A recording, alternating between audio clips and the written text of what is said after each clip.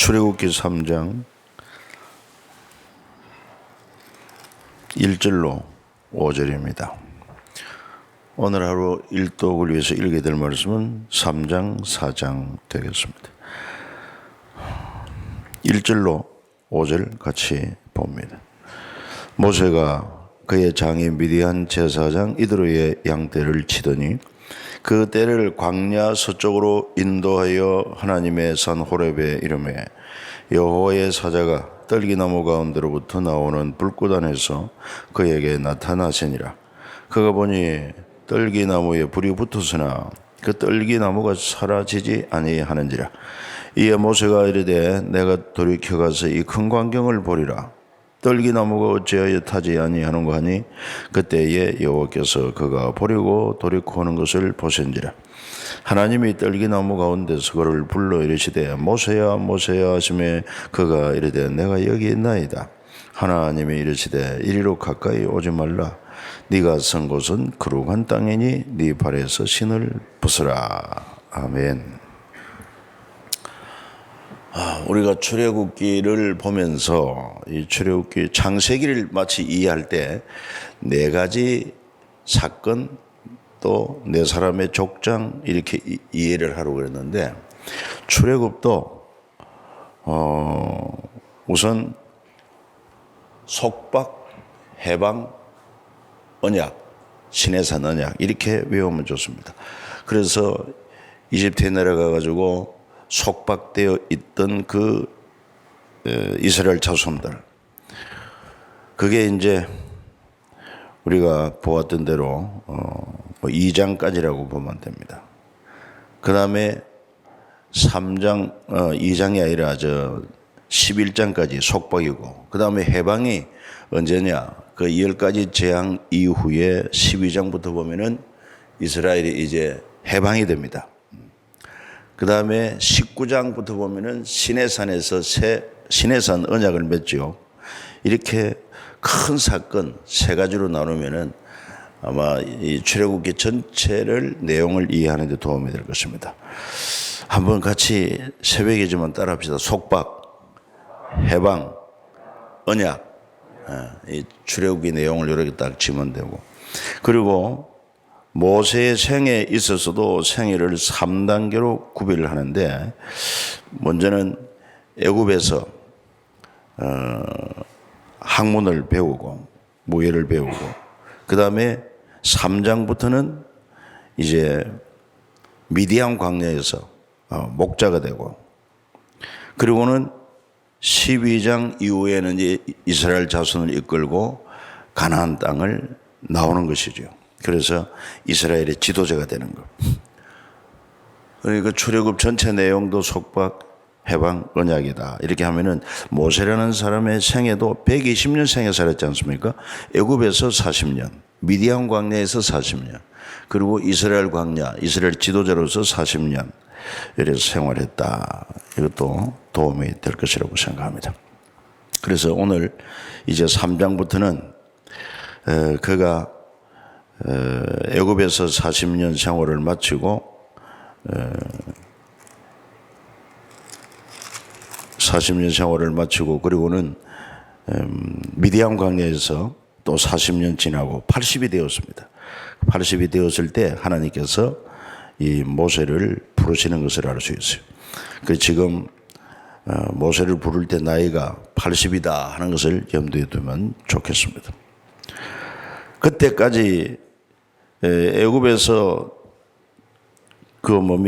바로를 피해서 미디안 광야로 와가지고 40년 동안 장인 미디안 제사장의 양떼를 치다가, 그래서 때가 되면 하나님께서 그를 부르시는데 그 호렙산에서 불타는 떨기나무 가운데 하나님의 음성을 듣게 됩니다. 특히 하나님께서 모세를 부르시는데 모세야 모세야 이렇게 부르십니다.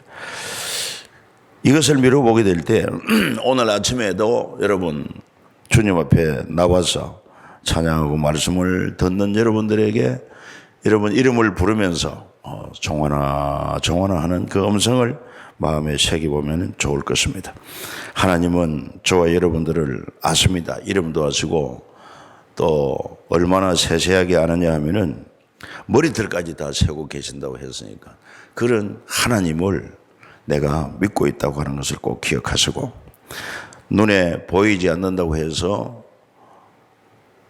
잊어버려서는 결코 안 됩니다. 우리는 그동안에 너무 보이는 데 익숙해가지고 눈에 보이는 건 존재하고 보이지 않는 것에 대해서는 잘 확신을 못하는데, 우리 신앙은 그렇지 않죠.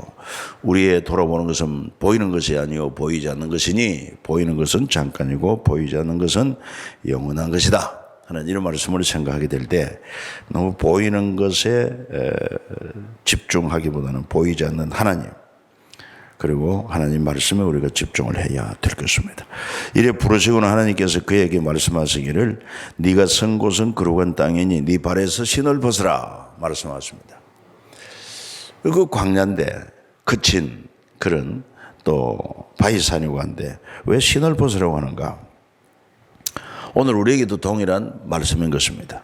신은 길을 가기 위하여 발을 보호하기 위해 신을 신는 것이지만 하나님 만나기 전에는 전부 다 우리 생각대로 우리 의지대로 그렇게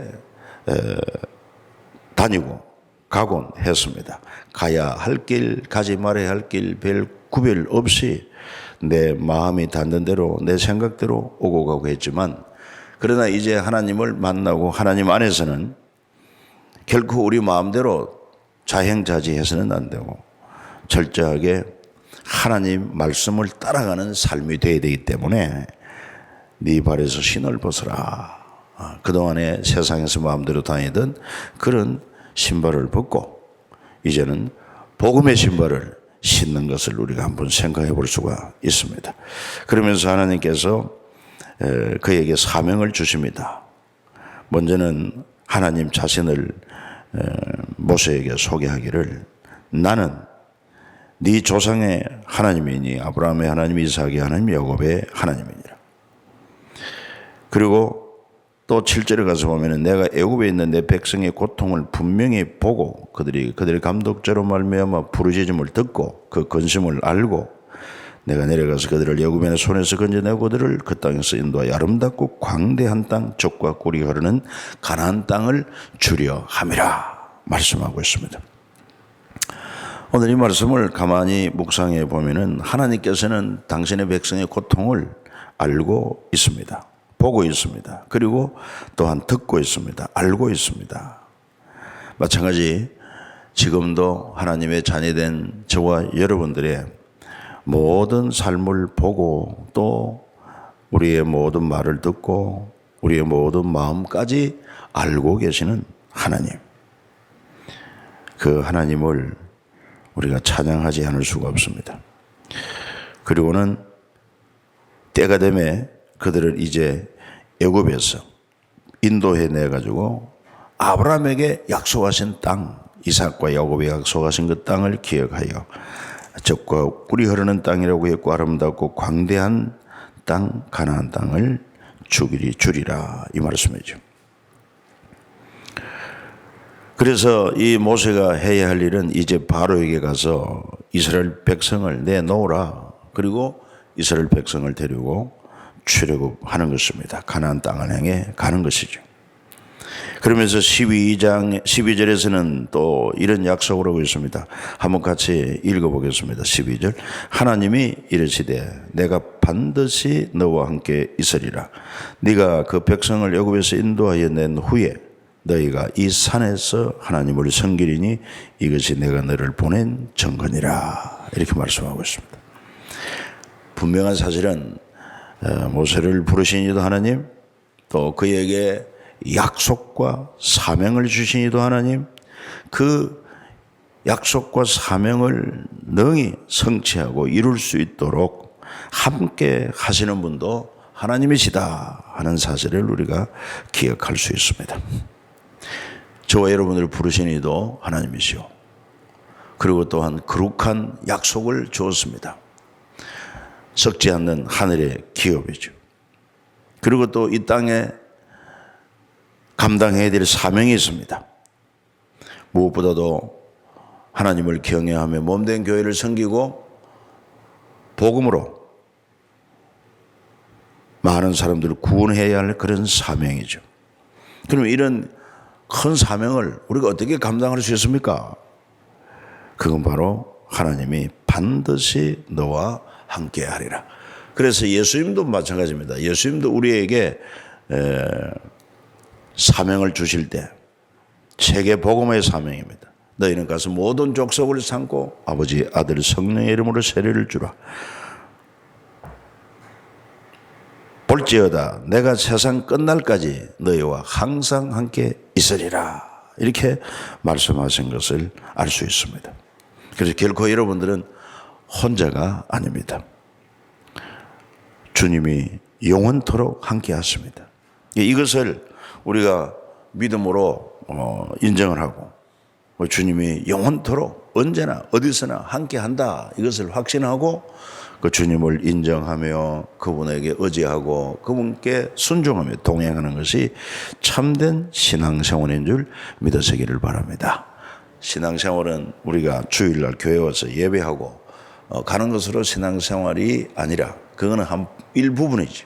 진정한 신앙생활은 함께 하신 우리 하나님을 모시고 그리고 그분의 말씀을 듣고 나는 또 그분에게 기도하고 의지하고 그래서 힘을 얻고는 그분의 뜻대로 순종하는 삶. 이것이 바로 진정한 신앙생활이라는 것입니다. 그때 모세는 이런 귀한 사명을 받고 하나님께 묻습니다. 그러면 내가 이제 이스라엘 자손들에게 가서 나 하나님 만났다. 하나님이 여러분들을 이제 이집트에서 애굽에서 인도에 내신다고 하셨다 할 때 그들이 그러면 네가 만난 그 하나님 이름이 뭐냐고 물을 때 제가 뭐라고 대답할까요? 하니까 14절 말씀에 나는 스스로 있는 자이니라 이런 말씀이 이것도 참 대단한 말씀이 아닐 수가 없습니다. 마치 창세기를 열면은 태초에 하나님이 천지를 창조하시니라 하는 말씀도 위대한 말씀이듯이 우리 하나님이 어떤 분이냐? 나는 스스로 있는 자니라. 자존자라는 것입니다. 자존자, 스스로 존재하는 분. 여러분, 우리는 결코 스스로 존재할 수가 없습니다. 이 세상의 모든 사물은 다 존재하게 된 원인이 있습니다. 예를 들어서 내가 존재하는 것은 우리 부모가 있고 부모님은 또 외조부모 그리고 또 조부모가 계십니다. 이렇게 계속 추적이 올라가면은 이제 최종 한 할머니, 한 할아버지. 그건 누구일까요? 바로 아담과 하와입니다. 그러면 하와는 어디서 왔느냐? 아담에게서 나왔고 그럼 아담은 어디서 왔느냐? 하나님이 창조하셨고 그럼 하나님은 어디서 왔습니까? I am that I am. 나는 나다. 나는 스스로 있는 자니라. 여러분 위대한 말씀이 아닐 수가 없습니다. 세상 모든 사람들에게 물어보십시오. 다 이렇게 기원을 파고 들어가면은 결과적으로 답을 못해요. 진화론도 마찬가지입니다. 진화론도 뭐 사람이 된 것은 그 이전 단계, 뭐 원숭이라든지 뭐 침팬지라든지 이렇게 쭉 계속 진화의 뿌리를 찾아가면은 나중에는 아무것도 없는 데서 나오는데 그러니까 좀 말이 안 됩니다. 말이 안 됩니다. 그래서 참 우리 하나님은 나는 스스로 있는 자다. 이 말씀이 얼마나 귀한지 몰라요. 그러면서 하나님의 영원한 이름을 가르쳐 줍니다. 나는 너희 조상의 하나님 여호와, 너희 조상의 하나님 여호와라는 것이죠. 이 여호와라는 이름은 영원한 이름이고 또 대대로 기억할 나의 이름이다 말씀하고 있습니다. 그 여호와 그래서 스스로 계신 분 또 그 영원하신 분, 전능하신 분 이런 의미를 이 여호와라는 이름에 담고 있음을 알 수 있습니다. 구원이라는 이런 의미까지 다 포함하고 있습니다. 그래서 이제 하나님 보내신 이스라엘 자손들을 만나러 가죠. 그리고 또 뿐만 아니라 바로에게 가서도 내 백성을 내보내라 요청을 하고 그렇게 하면은 바로 보내지는 않지만은 3장 20절에 보니까 내가 내 손을 들어 애굽 중에 여러 가지 이적으로 그 나라를 친 후에 그가 너희를 보내리라. 결론을 다 가르쳐 줍니다. 그러니까 과정은 물론 여러 가지 어려움도 있고 역경도 있을 수 있지만 결론은 이미 여기 결론이 나 있지 않습니까? 바로가 항복하게 될 것이고 너희들은 반드시 아름답고 광대한 땅 젖과 꿀이 흐르는 가나안 땅에 들어가게 되리라. 결론이 중요합니다. 예를 들어서 우리가 그 축구 대표 선수들이 축구할 때 보면은 아주 우리 관심이 많습니다만은 다른 나라보다도 특히 일본과 축구를 한다고 하면은 전 국민적인 관심이 집중됩니다. 민족적 감정이 있기 때문에 그럴 것입니다. 그런데 이미 녹화 방송하는 경우에는 이미 벌써 실체를 알지 않습니까? 경기에서 승리한 것을 안다. 그러면은 녹화할 때는 그 게임하는 과정을 보면 아슬아슬한 순간도 있고, 야, 막 긴장도 되고 이렇지만은 이미 결론은 알고 있습니다. 우리가 3대 1로 이겼다. 그런 것처럼 여러분, 하나님의 백성은 이미 하나님께서 결론을 주고 계신다는 거 꼭 기억해야 됩니다. 저와 여러분들을 향해서도 마찬가지입니다. 너희는 이스라엘이다. 세상을 이긴 자다. 그러면 결론이 승리자입니다. 물론 그 진행 과정에서는 때로는 아슬아슬한 그런 고비도 있고 고난도 역경도 있지만은 필경은 우리는 승리자로서 결론은 이미 나인 줄 믿으시기를 바랍니다. 천국의 영생을 누릴 것도 결론이 나 있습니다. 그러니까 우리가 강하고 담대할 이유가 있다 이 말이에요. 지금 당장 눈앞에 보이는 현실, 환경, 문제 이런 것을 크게 볼 것이 아니라 이미 결론은 어떻게 나 있습니까? 너는 승리자다, 이긴 자다 이 말이에요. 이런 믿음을 가질 때 우리는 강하고 담대할 수가 있을 것입니다. 그리고 이제 4장에 가서 보면은 하나님께서 이 모세가 또 하나의 염려가 있습니다. 그게 바로 뭐냐면은 하나님의 이름은 알았고 이제 또한 이스라엘 자손들에게 가서 하나님 나를 보냈다고 할 때 표적이 있느냐, 표정이 있느냐, 증거를 물을 때 뭐라고 표적을 보여야 될 것인가. 그랬을 때 하나님께서 네 손에 있는 게 뭐냐? 지팡이입니다. 지팡이를 던져라. 던졌더니만 뱀이 됩니다. 다시 집어라. 지팡이 됩니다. 특히 애굽 사람 뱀을 섬깁니다. 그래서 마음대로 뱀을 대기도 하고 뱀을 짓기도 하고 할 수 있는 그런 애굽을 이길 수 있는 하나의 표적을 보여준 것이죠. 두 번째는 또 뭐냐? 그래도 믿지 않거들랑 나일 강물을 조금 떠서 땅에 부어라. 그러면 그게 피가 될 것이다. 그렇게 말합니다. 그럼 이 정도 이제 하나님께서 이적으로 함께 하겠다는 그런 믿음을 가지고 가는데 그래도 자신감이 없습니다. 그 핑계가 뭐냐면 10절에 모세가 여호와께 아뢰되 주여 나는 본래 말을 잘하지 못하는 자니 주께서 주의 종에게 명령하신 후에도 역시 그러합니다. 입이 뻣뻣하고 혀가 둔한 자입니다. 그랬습니다. 이게 특히 우리 말씀을 전하는 우리에게는 상당히 위로가 되는 말입니다. 우리도 그렇거든요. 우리도 말을 아주 유창하게 잘 하지를 못해요. 그래서 설교할 때마다 긴장도 되는 것입니다. 여러분은 어떻게 생각할지 모르지만은 그래서 항상 설교할 때 떨림이 있어요. 그래서 늘 기도가 만들어진 기도가 있는데 뭐냐면은 항상 나와 함께 하신 하나님을 찬양합니다. 때를 따라 도우시는 하나님을 의지합니다. 그리고 선한 일에 사용하심을 감사합니다. 이제 이런 기도가 늘 기도가 되어 있어요. 그래서 하나님 앞에 이제 나와 함께 하실 것이고 또 내 입에 말씀을 주실 줄 믿습니다. 이래가지고 이제 하죠. 그래서 이런 모세의 고백에 하나님 말씀하십니다. 11절, 12절 같이 한번 읽겠습니다. 여호와께서 그에게 이르시되 누가 사람의 입을 지었느냐? 누가 말 못하는 자나 못 듣는 자나 눈 밝은 자나 맹인이 되게 하였느냐? 나 여호와가 아니냐? 이제 가라. 내가 네 입과 함께 있어서 할 말을 가르치리라. 아멘. 여러분 믿으시기를 바랍니다. 주께서 우리 입을 지으셨어요. 입은 말하는 것입니다. 또 물론 먹기도 하는 것입니다. 그렇다고 하면 입을 지으신 하나님께서 할 말을 주시지 않겠습니까? 그 믿음을 가지고 또 입을 주셨으니 먹을 거 주질 않겠습니까? 마실 거 주지 않겠습니까? 이런 하나님을 근원적으로 신뢰하면은 할 말도 염려할 게 없고 입으로 들어가는 먹고 마실 것도 염려할 것이 없다. 왜 예수님께서도 말씀하셨어요. 너희가 왜 옷을 위해서 염려하고 먹을 음식을 위해 중요하느냐? 몸이 의복보다 중요하지 않느냐? 몸을 주신 하나님께서 너희에게 입을 옷 주지를 않겠느냐? 너희에게 생명을 주신 하나님이 생명 유지에 필요한 음식 주지 않겠느냐? 본질적으로 귀한 것 주었는데 그러면 거기에 필요한 것 다 공급해 준다는 것입니다. 문제는 뭐냐? 믿으라는 것입니다. 누구를? 하나님을 믿고 하나님의 약속을 믿으면은 염려할 것이 없습니다. 그 사실이죠. 그래서 여러분들이 때로는 전도할 때도 이 말씀을 기억하고, 이 말씀은 예수님께서도 말씀했어요. 우리가 복음을 전하다가 붙잡혀 가면은 권세자들 앞에서 그때 무엇을 어떻게 말할까 아무것도 염려하지 말아라. 그때 너희에게 할 말을 주시리니 말하시는 이는 너희가 아니라 너희 속에 계시는 내 아버지의 성령이시다.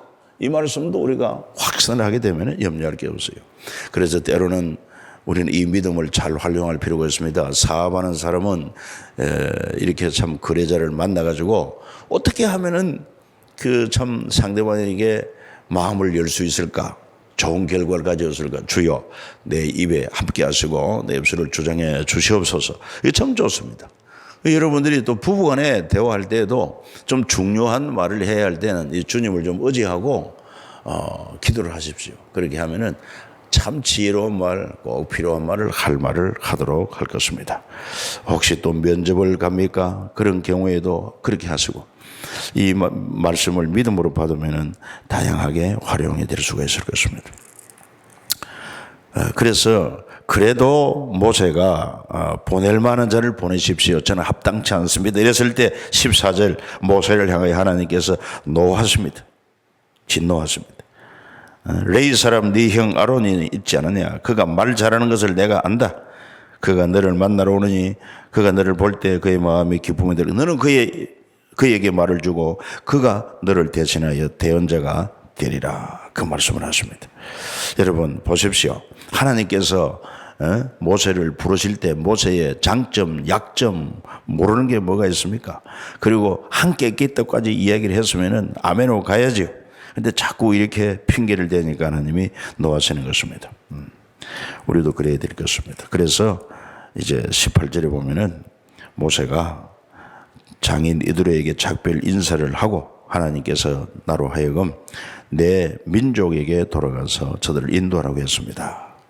그래가지고 이제 이스라엘 자손을 만나게 되고 또 아론을 만나게 됩니다. 이 아론은 누굽니까? 모세의 친형입니다. 어떻게 모세와 아론이 이렇게 서로 형제가는 것을 알게 되었을까요? 그것은 바로 모세를 젖먹인 어머니가 요셉의 친어머니 아닙니까? 그래서 모세에 대한 얘기를 했고 그리고 하나님이 또한 이 아론에게 알게 하고 그래서 서로 형제인 것을 알게 하는 것도 알 수 있습니다. 하나님의 인도와 섭리를 찬양합니다. 기도 올리겠습니다. 하나님께 감사와 찬송과 영광을 돌립니다. 오늘 이 아침에도 우리를 부르시고 또 하나님 앞에 찬양을 드리며 또